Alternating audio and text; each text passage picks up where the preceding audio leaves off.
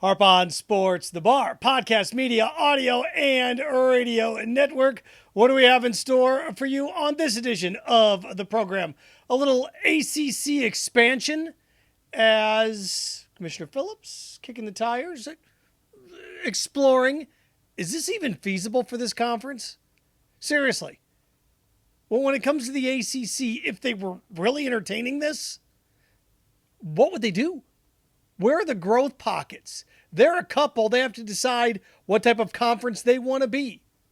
So we'll dive into that. George Bulldogs, a little, doggone, as Sony Michel calls it a career. And another Georgia football player gets caught speeding. This one had a warrant out. He was going 90 and a 70. Kirby could end this if he wanted to. The speeding, that is. Also, do we have question marks about Georgia running backs entering the NFL now? Their success in the NFL? We'll explore that. And also, trading deadline is upon us. The Rays take 2 of 3 over the weekend against the Astros. They could go get Justin Verlander. They could. That would be a difference maker. That could win them a World Series. What would it cost them? Harp on Sports, the Bar, podcast, media, audio, radio network. Follow, share, like, subscribe. Twitter, Instagram, or should I say X and Instagram at Harp on Sports. Also, auditory route, Buzzsprout, Spotify, Apple Podcast under the Harp on Sports, the Bar platform. Harp on Sports Facebook page, Harp on Sports, the YouTube channel, the Bar, and of course, harponsports.com. The ACC. Expansion. Look, the ACC has been known to kick up some dust about every 6 or 7 years over the course of the last 3 decades. Go back and look. In the early 90s, welcome in Florida State. Late 90s, early 2000s, started to raid the Big East. It's got in Virginia Tech, Boston College, and Miami. Then what? Fast forward. Decade later, Notre Dame, pry them away from the Big East in all schools but football, or all programs but football. Then what? Then let's start to explore Pitt, Syracuse. Expansion. So the ACC's been pretty good at this. They actually have been. And in terms of being rated and having teams taken away from them, Maryland got taken away. I get it. Join the Big Ten, make more money. So with the exception of Maryland, pretty good. Well, now, the fact that the Big 12 took Colorado is in the midst of trying to pry Arizona away. What Arizona State fouled, don't know. Utah, don't know. The ACC, wait, we're exploring. Where? Who? Who are you going to go get? No, there are schools and universities in decent-sized cities that can help add to your footprint. I'll give you an example. USF in Tampa. But is that going to do anything for you basketball and football-wise? It's a decent-sized city. It's one of the 20 biggest cities in America. Is it going to do anything for you? There's other markets out here that you can add that can add a little pop. I put down Memphis. You already have Louisville in basketball. You had Memphis. Memphis is a good football program. Good, very good basketball program. So the ACC's basketball centric. So adding Memphis can do something for you. Actually, Memphis may make the most sense. It's a decent-sized city. Has a professional sports franchise. Now, look, the programs they're going to give you aren't from other major conferences. Now, there are some Big 12 teams you could go try to wrestle away if you're the ACC. Could you go get West Virginia? You could. But Morgantown does nothing for you. Electronic footprint, expanding your media market rights. Temple does more for you. In the city of Philadelphia, Temple does than West Virginia. Now, obviously, Temple's football program is nowhere near what West Virginia's is, but still. And look, SMU is going to be the prize jewel in all this because they're in Dallas and they're sitting there in a non-major conference and you can sink your teeth into one of the 6 biggest media markets in the country. Here are the places that if you're the ACC and you're going to expand, realistic expansion. You can talk about Oklahoma State or go take a team from the Big Ten, go take a team from the SEC all you want. Why on earth would I, if I'm a Big Ten team, leave my conference making $50+ million a year to make 30? Not going to happen. Here are your options. SMU, and I'm not ranking these in any particular order, but the ones that make sense to advance the state of the conference. SMU, Memphis, from Temple, from a cityscape market size go. Then USF's geographical, more so than anything else. West Virginia, if you can get them out of the Big 12, yeah, you can. But if I'm West Virginia, why do I want to leave the Big 12 right now? The Big 12 seems to have figured it out. They get Arizona schools in there. If I'm West Virginia, I can just play this thing out. Kansas, interesting possibility. Kansas in the ACC. Football-wise, I don't know really much what it would do for your growth, but basketball, the program, what it would mean, especially you're the Big 12, you already have Louisville, or the ACC, excuse me. If you're the ACC, you already have Louisville. You're the ACC. If you go grab Memphis and Kansas, all right, now those are more basketball moves than anything else. But now I got a nice little pocket of Memphis, Louisville, and Kansas in the middle of the country to play each other. I've got that. The other school I wrote down is Tulane. That gives me New Orleans, but you're not even talking a top 50 media market. I'd rather have Memphis than Tulane. Yeah, I mean, the prize jewel in this, if you want, it's SMU. But SMU is not going to do anything for you basketball-wise, if that matters. USF, you can add Tampa, but I already got Miami and Florida State. And, you see these rumors, Florida State may leave the conference. Nobody wants them. Nobody wants them. Nobody. The only conference that you could talk about coming after Florida State would be the Pac-12. It's the only one that makes sense. The Big 12. No. Not going to happen, gang. Just not. If Florida State's going anywhere, it would have to be the Big 12. They're not going to go to the SEC, not going to go to the Big 10. It's not a big enough media market-wise. And then if you're doing that, if you're the Big 12, you'll come after Florida State maybe if you strike out on the Arizonas, strike out on Utah. But from a growth standpoint, if you're the Big 12, you'd rather have UNLV than Florida State. It's a bigger media market, a lot bigger media market, more exposure. It gets you into the West, gets you into a different time zone. You've already added Colorado, so it grows you in that direction if you want to head in that direction. I just hear the ACC's open. They're exploring possibilities. There is no... When the Big Ten added USC and UCLA, it was a... took the air out of the room. When the SEC added Texas and Oklahoma, it was a... took the air out of the room. And even A&M and Missouri is like, okay, strategically, I get it. But those are the big things in the last 2 or 3 years, right, that kind of suck the air out of the room. There's no move that the ACC can make that'll suck the air out of the room. The Big 12 prying Colorado away from the Pac-12 sucks the air out of the room in the sense that the Pac-12 is already under fire. If the Big 10 hasn't taken USC and UCLA, then I don't know if the Colorado move sucks the air out of the room.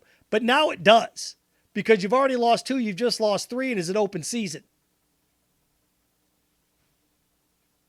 And if Colorado can bring Utah with him, you've already had... And the other thing that makes it interesting is BYU is already in the fray. It's joined. Houston's in the... So the Big 12's kind of figuring this out here a little bit. Because the Big 12's at 14 this year? It'll go back down to 12 next year after Texas and Oklahoma depart. Colorado entering... The conference landscape is constantly changing. But this thing with the ACC, I don't know what... The biggest program you're going to land. The biggest one. The biggest... that you could possibly land through all of this, to me, is, I mean, in terms of basketball, it's Kansas. But it doesn't do anything for geographically. West Virginia, but it doesn't do anything for you market size-wise. SMU does the most for you city-wise. I just don't know. There's nothing that's going to fire and excite everybody. Maryland, you're not going to pry any of these schools away. I mean, we talk about UConn as a basketball program. Oh, okay. But so let's say you get UConn in Kansas. Nice, but That's not getting Colorado in football and getting Arizona and the Arizona schools in football does more for the Big 12 than almost anything the ACC can do. But again, it's a geographic play if you're the ACC. SMU gets you Dallas, Temple gets you Philadelphia. Now you've added some media markets. Make some more money. Those are top 12 media markets.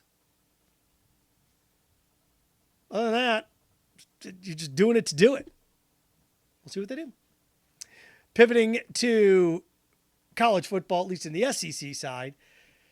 Georgia Bulldogs, look, I want to spend a little time on this. Another Georgia football player over the course of the last 5-6 days here gets caught speeding. 90 and a 70. Had a warrant. So, was it unpaid tickets? So, gets arrested. This is like the 12th time this has happened now. And Georgia's silent on it. Look, if Kirby were serious about it, this is what you do if you're Kirby Smart. If you're serious, you come out and say, next player that gets caught doing this, you're off the team. That's the way you can handle it. Next player that gets caught doing this, I'm going to kick you off the team. Look, it's one thing if you get a speeding ticket and you're going 71 and a 65, but 90 and a 70, guys, I'm just not going to put up a speeding ticket. Look, we've got this cloud, this ominous cloud hanging over us. Just not going to do it. Not going to put up with it. Sorry. But he's not going to do that. There's no way he's going to do that. If some of these coaches were serious, that's what they would do. I catch you doing it. Next person that does it's off the team. That would be show me you're serious, but he's not serious. We're handling it internally, which is code for bullshit. We're handling it internally means I told everybody to stop. We're handling it internally is the same thing as people that say, I support the troops. I don't know what that means. You said it. What'd you do? Did you go to a pharmacy and spend $1.99 on a yellow magnet, slap it on the back of your car? How courageous. Slacktivism. That's serious. If you're serious, you would change it. The other thing that happened with Georgia this weekend has to do with their running backs. Now, I know that Kirby didn't recruit this guy, but remember the knock on Alabama about 5 years ago was that their running backs get worn into the ground in Tuscaloosa, then they're not ready for the NFL. They don't last in the NFL because they get worn into the ground. They get grinded away. About 5 years ago, that was the discussion. And I get it. You had TJ Yeldon, Trent Richardson. You had some question marks about some of these Alabama running backs. Running out of gas. Well, now Josh Jacobs and Derrick Henry have kind of dispelled that. Derrick Henry's going into his 8th year in the league? He's a Hall of Famer. Josh Jacobs may be the best running back in the game.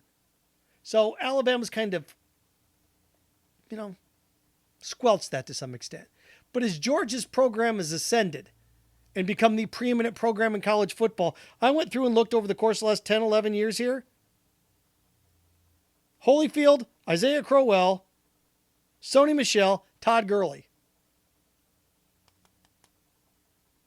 Now, Gurley had a good run before he started to get hurt.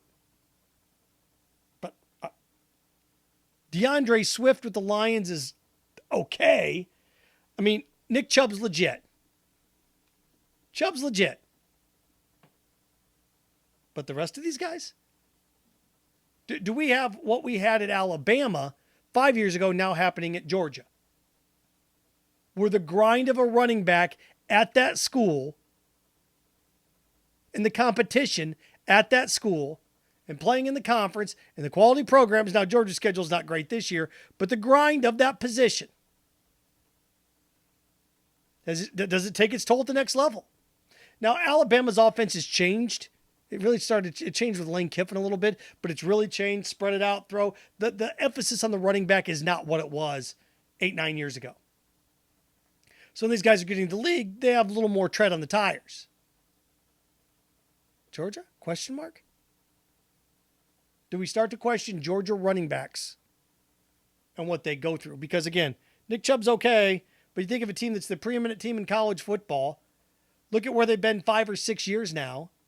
Man, a little more than that since Kirby got there. Alabama running backs fare better in the NFL now than Georgia running backs. 5 years ago was the exact opposite. Wear and tear. Be interesting to see the next 3 or 4 years if this trend continues. That's what's going on in Ugaland. Question with some running backs. And again, another speeding situation. Now all the eyeballs are on it. If it happens again, look, he's not serious. If you're serious about something, you end it. If you are fat and you're serious about it, you'll start exercising and eating healthy. If you're not, you'll start, we'll worry. Well, I can eat. I'm used to eating fast food, twice a day. I'm only eating it once. I'm serious. Really. Again, it's like eating fast food 3 times a week and going, I'm serious about my health now. I'm starting to drink diet soft drinks. It's like, okay. Sure you are. I'm cutting back on my drinking. Only 3 drinks a day instead of 5. All right. Sure thing, man. What to wrap with this? Rays in play? The Rays righted the ship over the weekend for what it's worth right now. How much they'd been struggling. To take 2 or 3 from the Astros in Houston, okay. To go in there and win the way they've been struggling, it gets them back on track for now. Now you got the Yankees coming up. Got to feel a little bit better. Trading deadline's here. And I mentioned Justin Verlander because that's the get. Is it going to cost you? Yep. But I'd much rather give up 2 big-time prospects to get him than nickel and dime this thing for somebody that's not going to win you anything. The Rays, 4 starters banged up. 4. And then you want to pair somebody with what? Rasmussen? That's the goal here? Or McClanahan, excuse me. Want to pair somebody with McClanahan? Oh, okay. I'm in. Go get Verlander. I went through and looked at the Rays minor league system. First, you look at the Rays big league system and then decide, all right, who the guys are going to be around for a while. People at their position in the minors basically have no shot. I looked at the top 6 prospects, 7 prospects in the Rays organization. Carson Williams, shortstop, first-round draft pick from a year ago. You beating out Wander Franco anytime soon? Wander Franco signed an 11-year, $182 million deal. Wander Franco's not going anywhere. So if you're the Rays and one of your top 4 prospects is a shortstop, we can play him at second base at the big league level? What's the plan here? You could trade Wander Franco? Carson Williams can be moved. Kyle Manzardo, first base, Rays. He's a AAA. I've got Diaz. I got Diaz at first, who's locked up through 2026. So my guy's ready to come up right now at first base. But I look around and say, wait a second here. I mean, I got a guy that's going to hit 30 home runs at first base for the next 3 seasons, and he's controlled. Why do I want to? What do I want to do here? And the last guy, you want to go pitching, Mason Montgomery, AA. He's a lefty. He's a 6th-round pick from, 2 years ago? He's my best pitching prospect. At least it's the closest to coming up. So I've got 3 of my top prospects are pitchers, first base, shortstop. There's other guys in here, 2 outfielders, but these are the 3 that should garner the most interest. 1, Carson Williams because of his upside. Kyle Manzardo because he can play now. You can call him up right now. Now, that's a little bit of a situation for the Mets because you've got Pete Alonso, but this is where you get a 3rd team involved with a trade. This prospect goes here. Now, the problem with Verlander is what? $15 million left this year, $43 next, $35 the following. So you're in the neighborhood of $103 million over the next 2.5 years. You want to win? That can help get you into a new stadium. Justin Verlander, if you're serious about winning a World Series, this is what you'll do. This is the move you make. You trade with Mason Montgomery and Carson Williams, maybe even Kyle Manzardo. You flip them for Justin Verlander. And you tell the Mets, we're giving you 3 pretty damn good prospects here. We need you to eat about 20, 25 million of this. Now, that 3rd year is a health option. So it's really only a year, 2 months, and then next year for Verlander. So prospects list starts to shrink based on, if you opt in health-wise, if you opt in, and this becomes a 3-year, $103 million, or what's left, 2.5 years, $103, and the Mets, you eat $20 million of this, $25 million of it, we'll give you these 3 guys. No, we're going to go trade for a number 4 or number 5 somewhere. All right, go ahead. Do it. Not beating the Dodgers, not beating the Braves with that. I've seen Justin Verlander win World Series with the Astros. 2 of them. I saw him put the Tigers on his back. He's the guy out there. Now, Scherzer, it would have been a little bit tougher sell, but Verlander's there. He's there if you want him. That's the move. And here's the other thing. Here's the secret nastiness about this. Let's say you're the Rays and you trade for him. You win the World Series. You don't win the World Series. You could flip him, get some prospects back. It can work in the opposite direction. You bring Verlander in, okay, it's working out well. You win, okay, we keep him around. This offseason, you look around and go, well, let's trade him then, man. Let's get 2 prospects back. So then you give it up a prospect. Like, we got to hold him to our prospects for what? Carson Williams is not going to play at the next level. He's not.